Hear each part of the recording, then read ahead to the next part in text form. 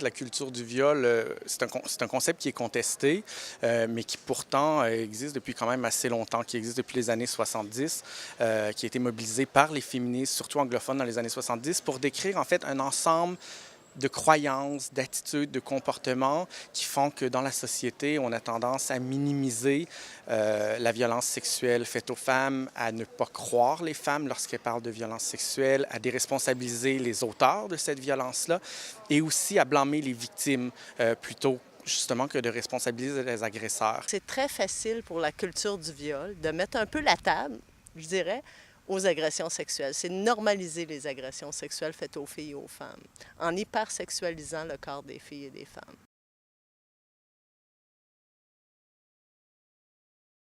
Il y a une étude américaine sur un campus universitaire qui a été faite et qui révèle que 20% des filles, des étudiantes vont avoir subi une agression sexuelle à la fin de leur cursus.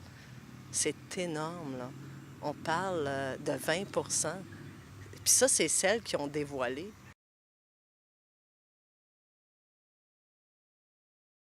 Le problème, c'est que c'est pas le personnel et tout le monde qui arrive à l'Université d'Ottawa qui vont recevoir de la formation et des ateliers de prévention sensibilisation. Ça prendrait un partenariat encore plus ancré et moi, je trouve que chaque employé de l'Université d'Ottawa devrait avoir une formation sur l'agression sexuelle.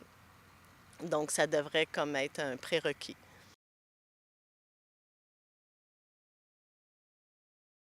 Ce qu'on voit depuis 2014, c'est que comparativement à d'autres universités, en Ontario, mais aussi à travers le Canada et à travers le monde, c'est que l'Université d'Ottawa a quand même été, je crois,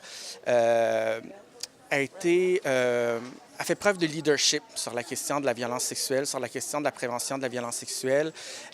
C'est doté d'une politique, c'est doté de programmes de formation, de programmes d'éducation. L'Université d'Ottawa, ce que je peux dire, c'est que depuis plusieurs années, ils ont commencé à avoir des bonnes initiatives. Ils ont quand même établi des règlements de prévention.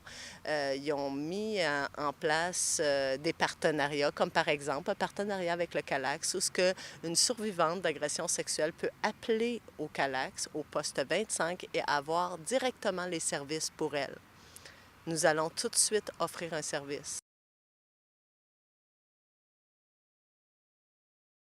Lorsqu'il y a une situation de violence sexuelle qui est rapportée ou lorsque des accusations sont portées, il faut toujours se rappeler que c'est la personne qui a commis les gestes qui est responsable et qui est coupable si cette personne-là est trouvée coupable.